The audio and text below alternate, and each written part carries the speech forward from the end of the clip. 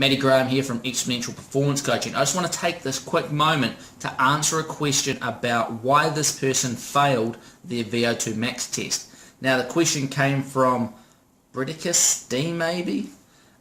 Anyway, it says that they took a VO2max test for a job interview. It'll be very interesting to know what the job was if you've got a chance. And it requires all the candidates to have a VO2max equal to or greater than 50 mils per kg per minute. So this is the relative VO2 max. We'll come back to that very soon. One of the candidates, he says, passed the test in just 12 minutes. And it says that he lasted 15 minutes, but he failed. Why did he fail?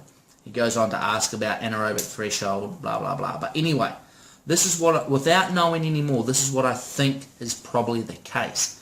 Now, it's the difference between absolute VO2 max and relative VO2 max that people sometimes struggle with. So we need at least 50 mils per kg per minute to pass this test. So let's keep this in mind. Let's have a think about absolute VO2 max. So if we can imagine that we have two people, the one that passed and the one that didn't pass, and they each have the same VO2 max, so even playing field. They can each consume and use 3.5 litres of oxygen per minute at their maximum rate. Now it doesn't matter when you get to this rate, it's just that is your maximum. So two people are exactly the same in the amount of oxygen they can consume. The only difference is their body weight. So let's assume that one person is 70 kgs.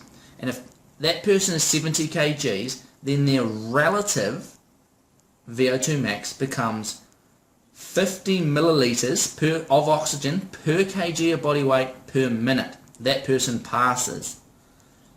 The other person who had the exact same absolute VO2 max, let's assume that they're 80 kgs. And when you do the maths, their relative VO2 max works out as, I think I can't read my own writing, 44 mils of oxygen per kg per minute. So they fail the test according to these criteria that they have for this job interview. So you can see, I'm not sure if this is what happened, but I assume this may be close to it. You may be slightly heavier than this other person that passed. Even though you went longer, you may have gotten a higher absolute VO2 max, but when body weight is taken into consideration, your relative VO2 max is lower, and that puts you out of the criteria for this job interview. If that's not what you think it is, let me know, and I'm pretty keen to get to the bottom of this. However, that's what I probably think it is. Even though you may have a bigger engine, you've got a bigger body that's got to drive it. Just like a Big Mac truck. They've got a big body, it needs a big engine to drive it, compared to say a Ferrari, small engine or smaller engine and a smaller body, but it goes faster. If you've got any more questions, let me know. I hope that helped. If it hasn't, give me some more information and I'll do my best to answer it. Remember, get out there and train hard. We're not here to slack around, so train hard, but most importantly, train smart. Make sure you hit the subscribe button so you don't miss out on any of my upcoming training videos.